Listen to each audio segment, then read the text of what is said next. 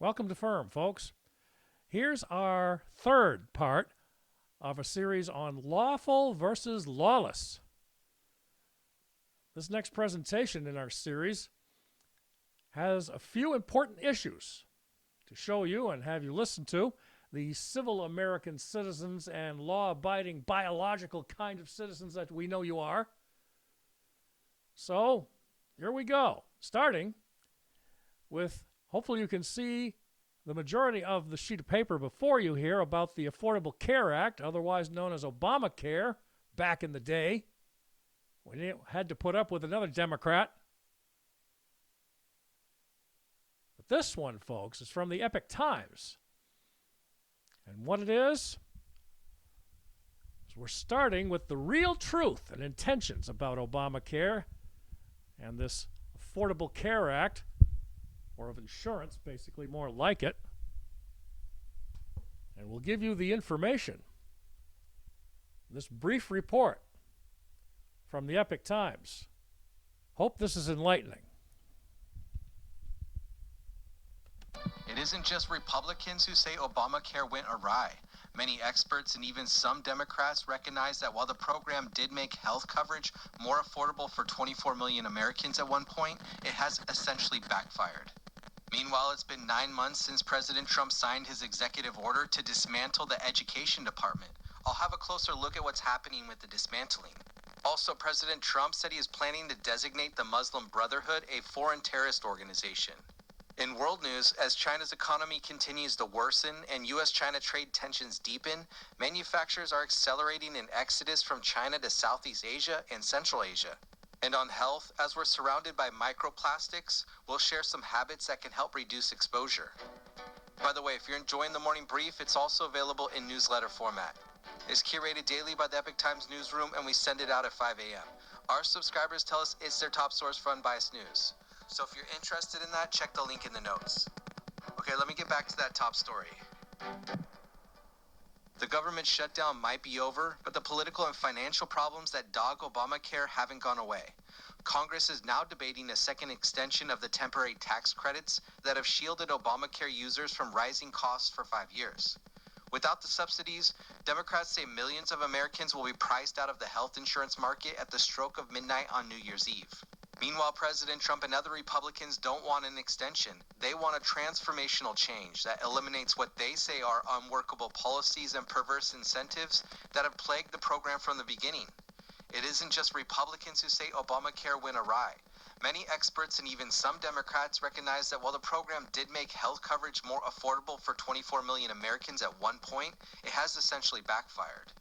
Senator Peter Welch, a Democrat from Vermont, in a speech on November 6, imploring colleagues to extend the tax credits, said, quote, "I owe you an answer on why it is I'm standing here today asking to extend something that was temporary." He added, "Here is the reason. We did fail to bring down the cost of health care." When Obamacare was proposed, the Congressional Budget Office projected that enrollment would reach 29 million by 2019, and that the percentage of uninsured adults would drop from 17% to 6%. That didn't happen. By 2019, enrollment had plateaued at around 11.4 million, and about 11% of adults remained uninsured. A year later, Congress altered the program in 2020 to help Americans cope with the economic downturn caused by the COVID-19 state of emergency. The key change was the addition of enhanced tax credits that made middle-income households eligible for subsidized health care and allowed some low-income households to get coverage with a $0 premium. The enhanced tax credits were offered for 2 years, beginning in 2021, then extended through 2025. Enrollment skyrocketed, doubling in 5 years, but the cost was climbing rapidly too. Even before the enhanced tax credits came online, premiums had more than doubled since 2013, the year before Obamacare began. By 2025, the increase reached nearly 133%, about 4 times the rate of inflation. According to the Committee for a Responsible Federal Budget, healthcare costs generally rose dramatically in that decade, partly because of rising wages, consolidation within the industry, an aging population, and the popularity of new and expensive medications. Meanwhile, some analysts say Obamacare is the key driver of higher premiums. With traditional health insurance and other forms of insurance, the price to the customer is based on the risk to the insurer and the type of coverage they choose. Obamacare is different, however. A key selling point of Obamacare was that it largely ended the practice of excluding people from health coverage due to pre-existing conditions. No one would be denied coverage due to illness, and all plans were required to offer the same set of minimum benefits. As this one-size-fits-all system treats high and low-risk customers the same, many younger, healthier people left the market, leading to higher premiums. Gross federal subsidies of Obamacare now stand at an estimated $138 billion per year. Those subsidies have masked the rise in premiums, allowing them to rise virtually unchecked. That's the report from the Epoch Times and their research, ladies and gentlemen. Not too pretty. That's for damn sure. And as we move on in different topics in a different area, ladies and gentlemen, here on Firm, as we continue with our series on lawful versus lawless, expectations, or whatever you want to call it. Next up, President Trump and his process, you recall, of all the agencies that he and Elon Musk wanted to pursue, of course, in his Doge organization to dismantle and to pretty much remove or defund departments like education, which is our next topic. The information that we have here, folks, is quite devastating as well. And what we have here is to show you a little bit of it right here in a ceremony that took place in the White House not that long ago. You may recall, if you watched anything on the news that will tell you the information that you need to know, with Linda McMahon. You see him in this picture.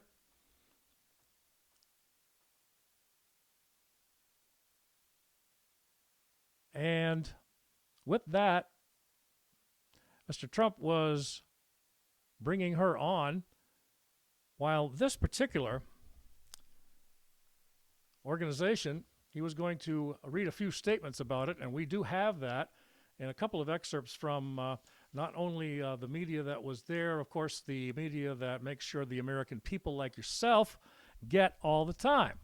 Not from MSNBC or CNN, who say, oh, nothing to see here, move along. How many times have we heard this and we've had enough? We have a country to save, and he's doing it. Almost single-handedly, folks. Anybody out there doesn't like it, you can leave.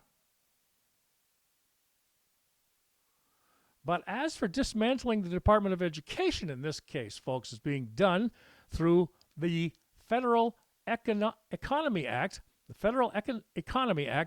which allows the president to move the functions of one federal department to another.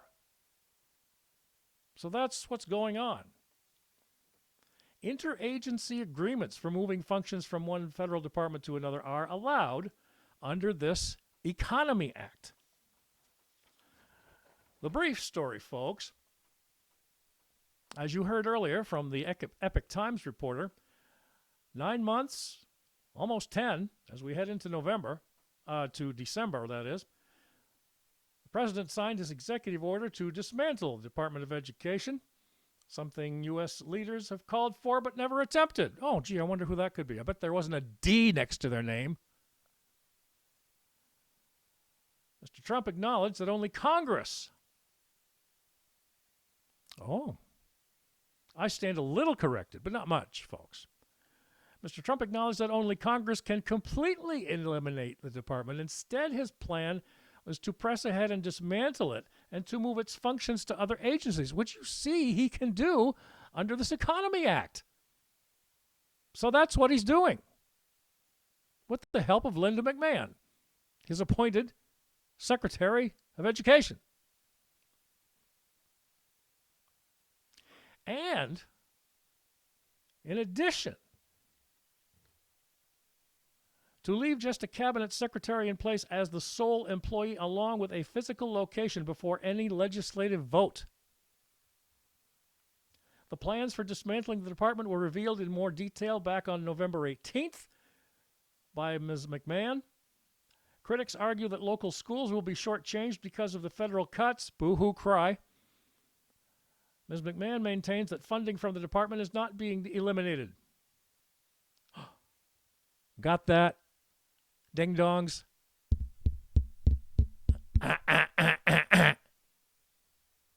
Get a clue. Critics, you know who they are, and you know who you are,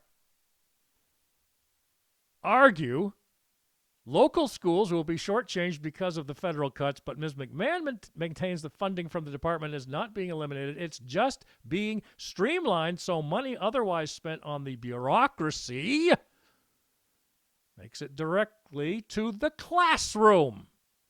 Oh, gee, teachers' supplies, books that aren't woke or LGBTQ indoctrinated.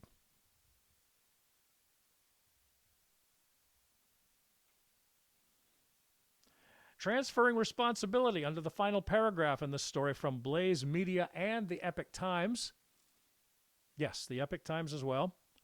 Under the plan announced back on November 18th, federal grant administration for K through 12 schools, universities, including workforce development initiatives, but not student loans, will be moved to the Department of Labor. How about that? In addition to money for low-income and special needs students, this function also earmarks grants for rural school programs, homeless youth, neglected and at-risk children, charter schools, and arts education, according to that November 18th fact sheet issued by the DOE. Ms. McMahon, during the November 20th White House press briefing, said the Department of Labor system for grant administration is far more efficient and technologically advanced than what her agency has used, so she expects that the move will only make the federal grant process more efficient. Take that. Negative Nellies. As we move along, folks, a couple of more items here on lawful versus lawless. Ooh, who do we have here? A familiar face? Yep, you should know Joe Rogan, I believe, don't you, folks? He recently had a conversation with Elon Musk. You remember him, right? Mr. Rogan here, through a post from a Tommy Robinson, T. Robinson New Era, by the way, on Facebook, and X, we should say. Elon Musk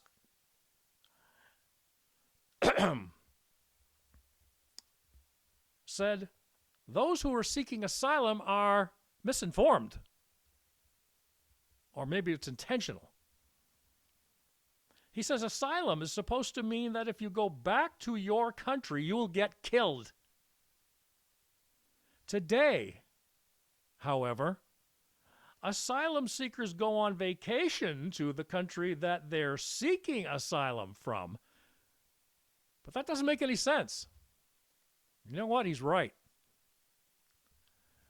In the meantime, folks, the infiltration of Muslims around our country is close to getting out of hand. And here's a population check from SK Bishnoi 29 Rule on November 23rd, the Muslim population in European countries and what it can be by the year 2050. Sweden, 31% Muslim. Austria, 20%. Germany, the same, 20%. Belgium, 19%. France, 19%. United Kingdom, Britain, 17%. Norway, 17%.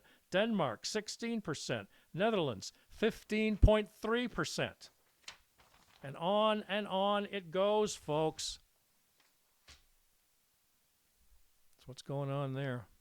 Just a little tidbit we thought we'd pass along to you as far as the Muslim interference of our world. Now, folks, as we wrap things up here on Firm, if there's many of you who don't like to hear biblical quotes from a politician, well, I can't say as I blame you. So we'll have to just ease this guy on in. And I know you've seen his all too greasy face too many times, but Gavin Newsom of California claims to be a devout Catholic. Doesn't really publicize that much. So if you don't want to hear what he has to say here, biblically speaking, please cover your ears or at least get a good laughable end or beginning to your day. Now, Slick Willie, right here, part of the topic on Align, which is a division of Blaze Media under Glenn Beck, decided that he was going to inform the country, not just his citizens of California. What about? He says his quotations should alarm Christians before it's too late. Biblical quotations. Is that right, Mr. Newsom? Well, let's see what he has to say, shall we? Mr. Slick Willie, snake oil salesman, whatever you want to call him, folks. The Bible isn't meant to be a selective tool from which we cherry-pick elements we like and leave behind those truths with which we disagree. Alarm bells are going off. But politicians such as Mr. Newsom have a penchant for taking this very approach, with some on the hyper-progressive side commonly enacting policies that directly fly in the face of Scripture. It's a diabolical form of Scripture manipulation meant to prey on people's thoughts and emotions.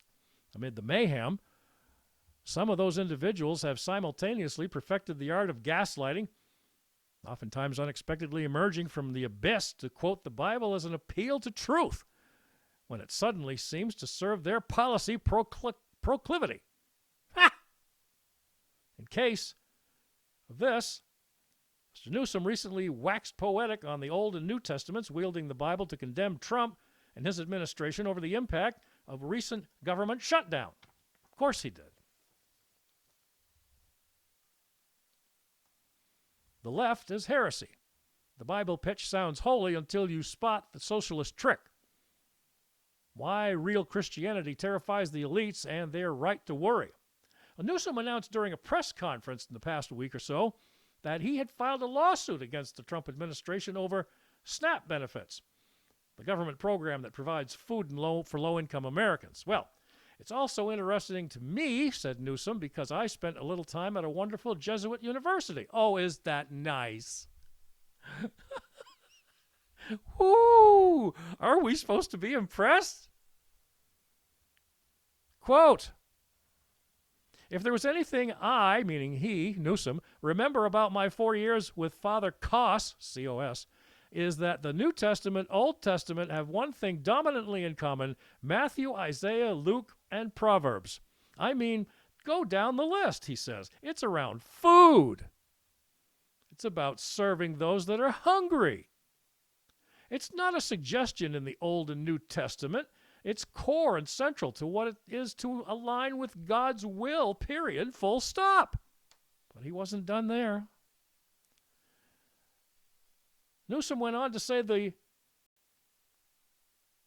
that these guys need to stop the BS in Washington, D.C. Is he talking about the Republicans? I guess.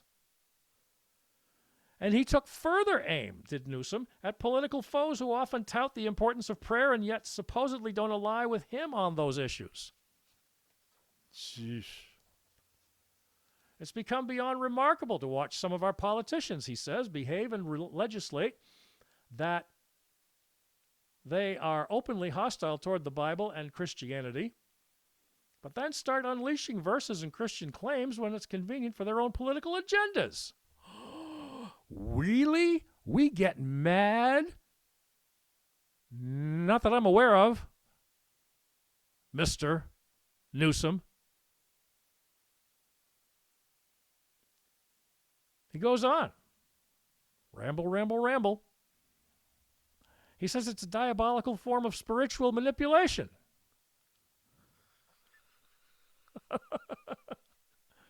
Meant to prey, P-R-E-Y, on people's thoughts and emotions. And it's particularly rich coming from a political crop of people who've spent the past few years warning about the purported perniciousness of so-called Christian nationalism. In 2024, we're getting closer, folks.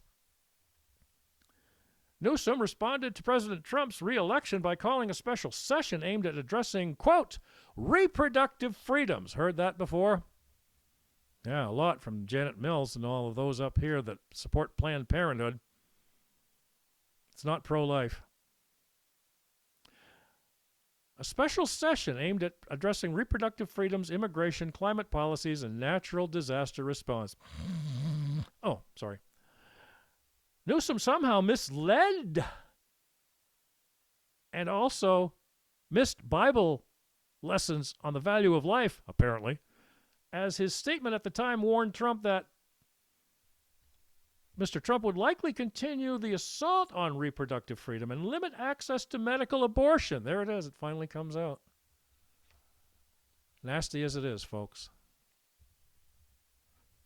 Newsom also worried over any expanding conscience objections for employers and providers. The reality is that California is hardly governed as a bastion of Christian and biblical thought. Quite the contrary, California, it says, their basic freedoms are often on the chopping block with bizarre battles and strange debates taking root. After the August shooting at Annunciation Catholic Church in Minnesota, Newsom went after White House Press Secretary Caroline Leavitt. Ms. Leavitt at the time criticized MSNBC host Jen Psaki controversial comments about the shooting after Psaki proclaimed prayer is not freaking enough. Prayers does not end school shootings. Oh, jeez. Prayers do not make parents feel safe sending their kids to school. Prayer does not bring these kids back enough with the thoughts and prayers. Ms. Leavitt rebutted, insensitive and disrespectful to those who believe in the power of prayer, said, and Newsom said, these children were literally praying as they got shot at. Got a problem with that? What do you think your kids would do, Newsom, if they were being shot at? Pray for their lives? They're Catholic, or at least they're supposed to be, according to you. Newsom's failure to understand prayer and his attempt to step into the debate in what felt like an effort to purportedly score political points wasn't only unneeded, but was also grotesque. We like to say gross. You heathen. You heartless, political wretch of a human being. How about that?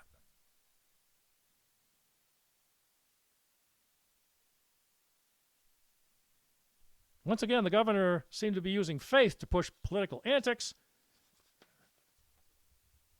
In recent months, Newsom's rhetoric has become strikingly biblical, the outlet noted.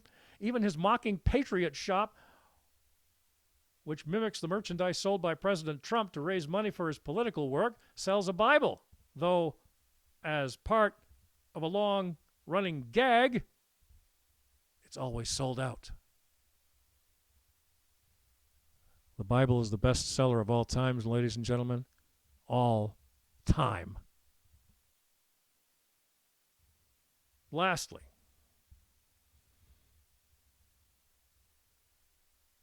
this article noted that Newsom has cited his Catholic faith in the past for his choice to end state executions, and that he sometimes referred to his Jesuit education. But, according to the Chronicle, his overt and repeated references to Scripture are new in the past few months.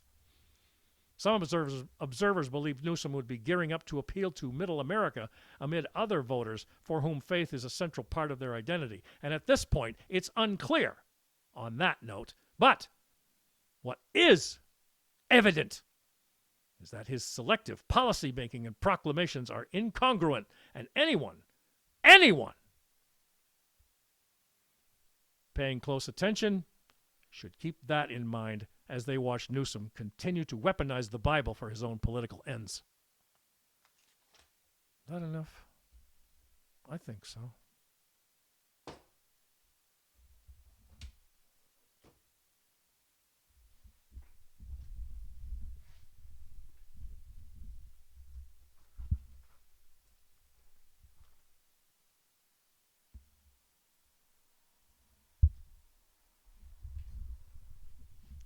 As we wrap up, folks,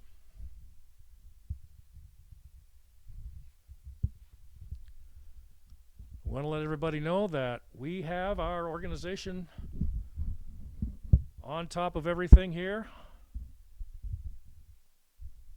and always ready to go. Whenever people need to hear the truth, facts, reality, and common sense, right there.